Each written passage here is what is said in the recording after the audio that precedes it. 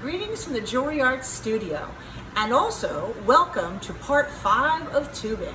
Today we're going to fuse. Now, any technique that involves a torch is like my fucking favorite thing in the whole world, so we're going to spark it up in a second.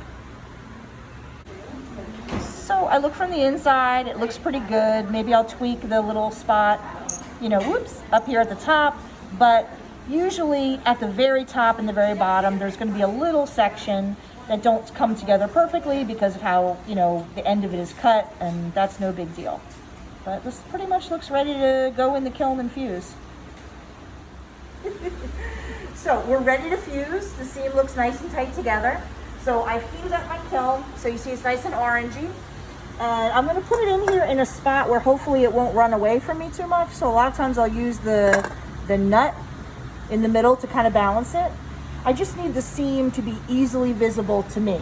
You know what I'm saying? If it rolls over to the side too much and I can't see it, I'm in trouble. So I've got a 0 tip. You want it turned up kind of nice and pointy.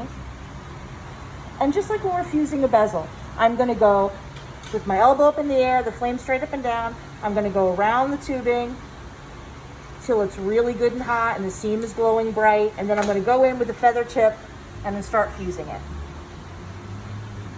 Okay, lid to cast a shadow.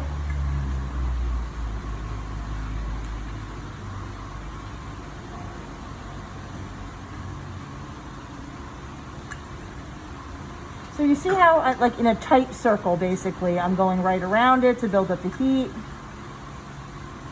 And I know that looks really hot, but I have to keep going until that seam glows kind of orangey at me. You see that line? See what I mean?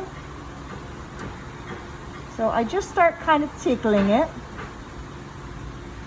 And I usually start wherever I have a really nice tight connection. And you can't really stay on it for longer than a couple seconds when it's liquid, or else it'll want to just melt. So I'm just working on the little top section here, and then basically that's it. See that? There's no more seam.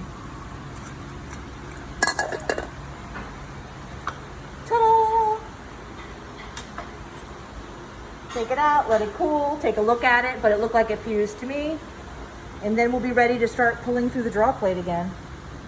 I'm sorry, let me tilt that so you can see the seam, or the lack of seam.